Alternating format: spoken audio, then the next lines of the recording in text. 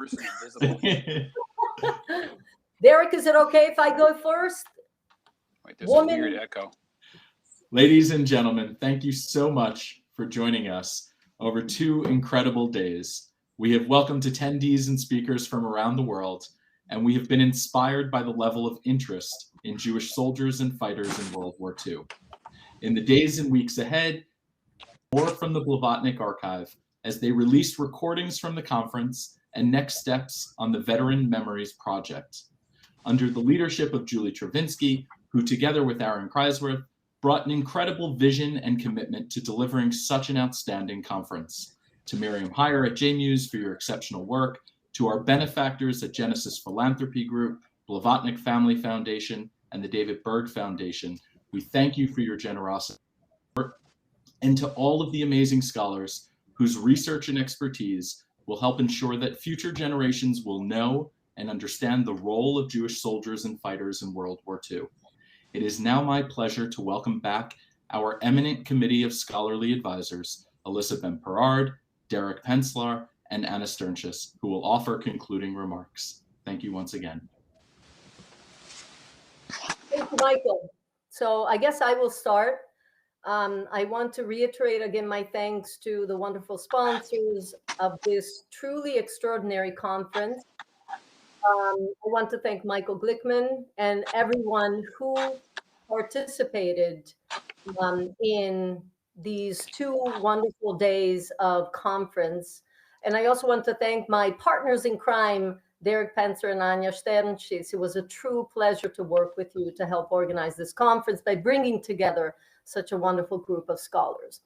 And last but not least, I'd like to thank and really acknowledge, salute, celebrate the words and the presence and the life of the 2 veterans who share their remarks at the opening of the conference today, Leonid Rosenberg, who is 100 years old, and Vladimir Satz, who's 97 years old. And what impressed me the most in their remarks is that they thanked us scholars for our work in studying their experience, in studying the war, in studying survival, death, and struggle. That was truly remarkable. And now let me just offer some brief remarks about 2 larger themes that emerged over the course of these 2 days. The first one is topography of war and fighting. So this conference has confirmed the trend in scholarship to restore the experience of war as central to modern Jewish history and to the modern Jewish experience, as Derek Penslar said today in his remarks. And one of the key questions that emerged over the course of these 2 days is what exactly constitutes the Jewish experience of war? What is unique about the Jewish experience of war? As many of the papers we have heard yesterday and today show us, this question is hard to answer because it depends on place. Place mattered, location mattered, and it defined the experience of Jewish soldiers, fighters, survivors during the war. What did they fight for and against whom? And what made their fight Jewish, American, Soviet, or human? So that establishing what is representative of the Jewish experience is very challenging. It's hard to say because of the importance of the regional aspect. And we did hear about the specific experience of Jews who fought at the front, who fought in the rear, who fought in Latvia and Lithuania, Jews fighting in the smaller ghettos, who survived in Belarus, Transnistria, but also Leningrad and Central Asia. And that usually whether the Holocaust and the war remain distinct or overlap depended on location. So I think this conference has really been a reminder of the importance of topography of war. And the other theme that I think is key is the theme of return. What does it mean to return from the front, from evacuation, from the force, from the rear?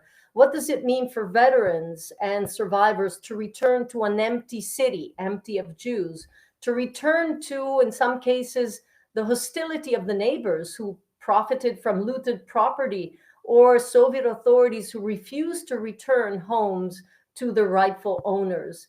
And many returnees had nothing to return to, as their families and friends had been killed. And those who did have someone to return to often came to realize the challenge of reestablishing relationships in life after the war. And to capture the challenge of return, I just want to read, if you allow me, the words that I always do it in class, actually, when I discuss the question of return, words by Dov Levine, who was a partisan in Lithuania and also a historian, who wrote about his return to Kovno, Kaunas today, and about the places and spaces in the city so dear to his pre-war life. This is what he wrote. Who will, and I'm quoting, who will release us from the pain in our hearts, from the lonesomeness and destruction that call out at us from every street corner and every clod of earth? Around us, victory trumpets are blown every day. There is a tremendous desire to live, and we try to run away from ourselves. When we heard of the liberation of Kovna, we rushed there like mad. Each one went to his home with a pounding heart. We went to our house, heaps of rubble and burnt bricks. That is all that remained. And a mail-covered plaque with the number 7 inscribed on it in shining white remained, as though to protest the destruction of the house and its occupants. And now let me turn, I guess, the floor to Derek. Let's pull up my comments. This has been a remarkable couple of days. So I'm very grateful to the Blavatnik and the Genesis Foundations for making this possible. The incredible work of Michael Glickman and the entire staff who organized this conference, and of course to the speakers and to the veterans and to the survivors. It's a fitting testimony to a story that has definitely been, until now, underdocumented, and hopefully now is well on the way to being restored. I have 3 very brief comments about what I see as the significance, at least of the panels that dealt with the battle experience or fighting experience, as opposed to those that dealt with culture and memory. And one is that for the Jews in World War II, as for any other participants in that war, the blurriness and really the uselessness of trying to distinguish between uniformed soldiers and irregular fighters. If war is defined solely from the perspective of the state as the pursuit of policy by other means, to quote Clausewitz, then that distinction makes sense. But if war is defined more broadly as politicized collective violence, then the distinctions blur. But even more so, and this is especially true for the Jewish experience in World War II, if we think of war in terms of those who engage in it and those who otherwise experience it, the border between soldier and civilian, battlefront, zone of occupation, and home front all blur. There is meaning in Lucy Davidovich's old book from the 1970s, The War Against the Jews, and to some extent the war against Hitler by Jews was a Jewish war.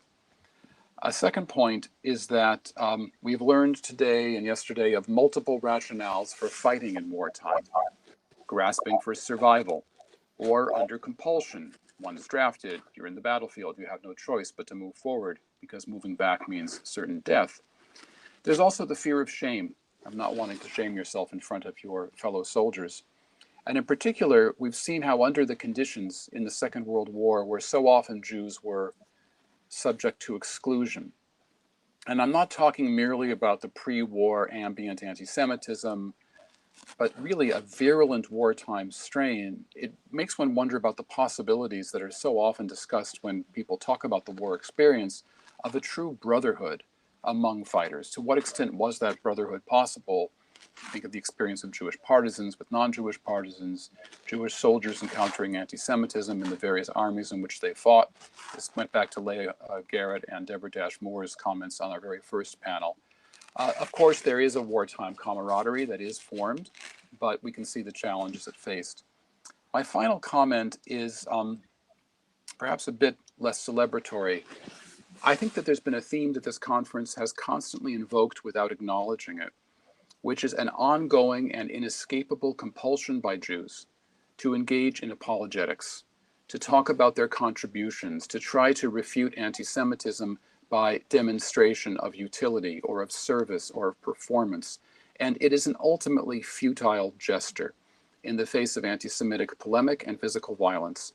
This apologetic impetus dates back to the origins of Jewish modernity in the 18th century, and it always included accounts of Jewish military prowess. But the ultimate contribution of the Jewish soldiers and fighters in World War II had nothing to do with apologetics. It was that they helped to defeat Nazism, and that they assisted 3 years after the war's end with the establishment of the State of Israel. The pride felt by Soviet Jewish veterans and manifested in their participation in Victory in Europe parades, the bearing of wartime decorations, is thoroughly deserved. But there was, in fact, very little value to these contributions as apologetic tools. They neither refuted nor deterred anti-Semitism. The decline of anti-Semitism in the post-war Western world was the result of guilt and horror over Gentile actions, not admiration for Jewish agency. The process of documentation that this conference has engaged in should therefore not be misrepresented as yet another form of apologetics. It is a correction of a historical misunderstanding and an illumination of the relationship between Jews' position in a society and its culture on the one hand, and their involvement in the use of armed force on the other. And in that sense, the conference has been consistently pioneering and a truly spectacular success. Thank you. Hi, so I guess I go last, and I do want to join my colleagues in thanking everyone involved in this conference, Michael, and I also want to say a special thank you to Julie Chervinsky, who really kind of shows leadership in not just like creating this amazing archive of veterans' testimony, and I'll speak a little bit more about this in a second, but also really inspiring so much academic research in that field. You know, come to think of it, who is here, what resources we're using, and what topics we even cover. This is really quite astonishing that Blavatnik Institute supports and encourages that kind of research. So I was also thinking, as I was listening to Elissa and to Derek, who I thank, by the way, again, for working together on this project, is that how interesting attended the same event, and all three of us took completely, well, similar but still very different impressions from it. So, you know, the theme that stood up to me and I thought a lot about was actually the theme of imagination, literary, visual, and musical imagination that we heard throughout the conference. And it's not that when we talk about Soviet Jewish experience during World War II, it's a new thing. I mean, start thinking about Vasily Grossman, who writes Treblinka Report first, looking at all these bones and only then talking to people, kind of using imagination, filling the gap in what information he can access. So, you know, here today, we've heard so much about imagination. Leah Garrett talking to us about Jewish novels reinventing the ideas of soldiers of World War II. We've heard from Konstantin Fuchs and from Arkady Zeltser, who talked to us about letters that Jewish soldiers wrote from the front, where in case of Konstantin, they're kind of reinterpreting Ilya Ehrenburg's articles that they read in newspapers. And in case that Arkady Zeltser showed us, they're actually reporting things that they see, communal things, public things of personal interest. Again, creating this kind of new genre of historical testimony for their family members. Again, using the imagination to write history. I was also thinking about this as I was listening to Hannah Pauline-Galai today, who was talking to us about a writer as a prophet image is super important when we start thinking about the Black Book Project, about Sutskever, about all these writers writing history in a poetic or a fictional form. And of course, when I was listening to Mikhail Krutikov talking about a writer as a historian. But perhaps the most kind of interesting, I don't know, juxtaposition happened was I was listening to Polina Barskova and David Fishman's talks. David Fishman talking about Chaim Grade, writing about Vilna, Jews of Vilna Ghetto for the Jewish audience, talking about taboos and secrets and I don't know, pain and trauma, designed for that specific audience. And as David explained, until today, that story is still in Yiddish for an internal audience. And it's interesting what Chaim Grade thinks at that time. needs to be told to that internal audience, and and where should it go?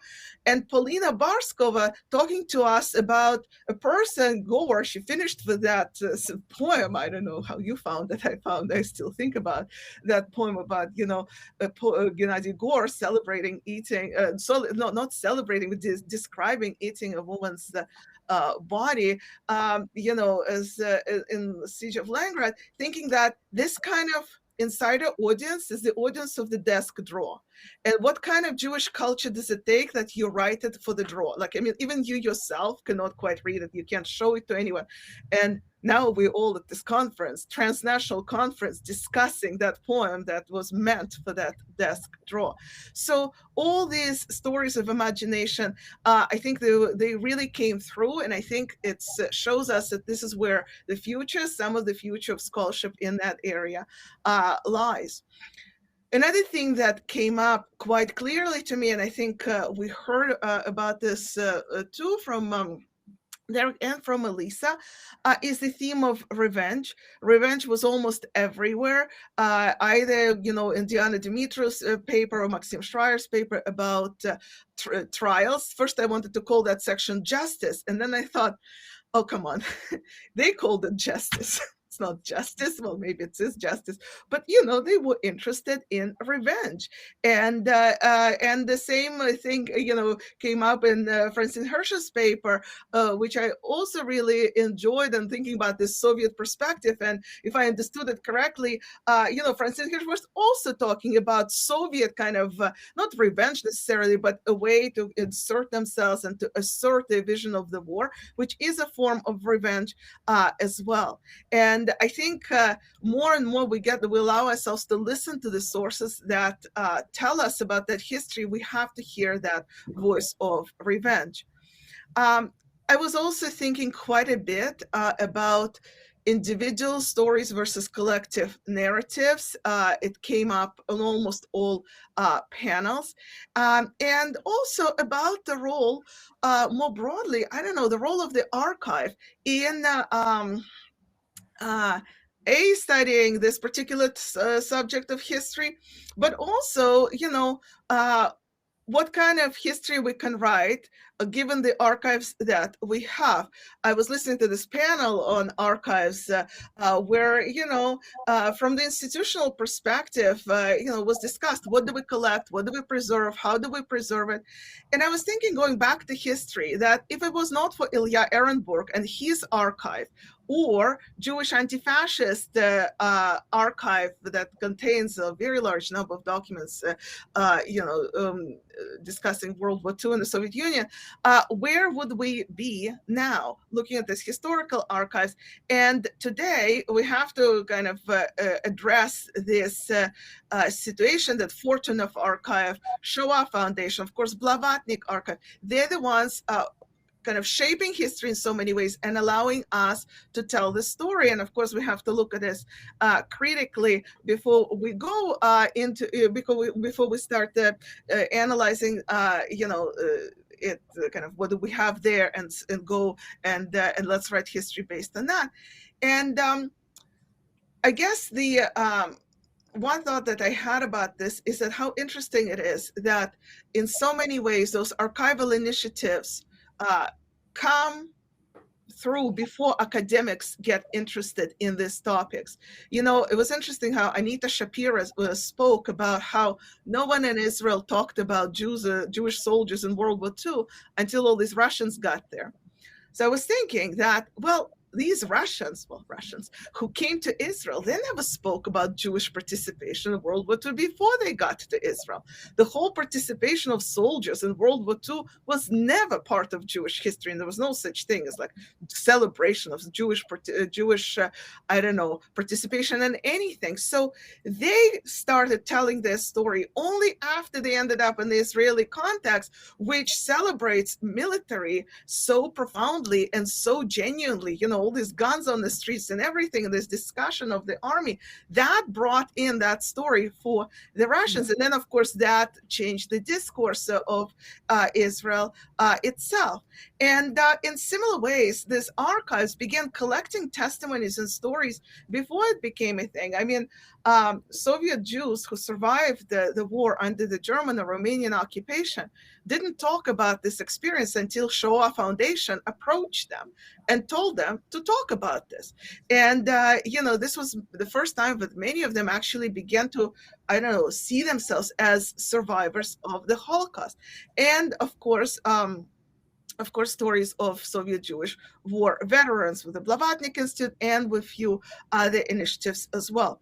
And I do want to say that, looking at this conference, it seems that, we know so much about Jewish participation in the army, especially when it comes to the Russian context, to the Soviet context. But I think, if I'm not hugely mistaken, the first actual monograph on it just come out in Russian, authored by Oleg Budnitsky, and I haven't seen it yet, but that's the first long book about Jews in the Red Army during the war. And of course, there was a lot of work on that, but it's interesting how we still, the field is still emerging. There's still a lot to say. And I will finish with one sentence that I want to say, that it's interesting what did not come up at this conference, and I think I'm very happy about this. But what didn't come up is the connection between this research and this approach and Jewish communal life. I mean, I don't know, like Jewish community centers, Jewish heritage, Jewish, I know Derek alluded to this a little bit, Jewish pride. I mean, all that stuff, like, does that mean that Jewish studies are now happy and confident enough not to go there? Or does it mean that it's pessimistic view of history, that we actually have to reframe our research and talk to other people, to other fields, in order to study what we want to study? So I am grateful that this conversation happened. It's a little sad that it happened online, but it is very exciting that we were able to get together and to begin to look at these issues of Jewish participation in the World War II from multidisciplinary and international and transnational perspective. And for that, I want to thank you for our audience. I'm going to stop talking. Thank you once again, Anna and Elissa and Derek. Your leadership, your support, your vision, your participation has been extraordinary. To all of our attendees, thank you so much for joining us for Jewish Soldiers and Fighters in World War II, an international virtual conference that was held over the last 2 days. We will be in touch in the days ahead with links to the videos and additional information from the Blavatnik archive. Thank you and have a nice evening.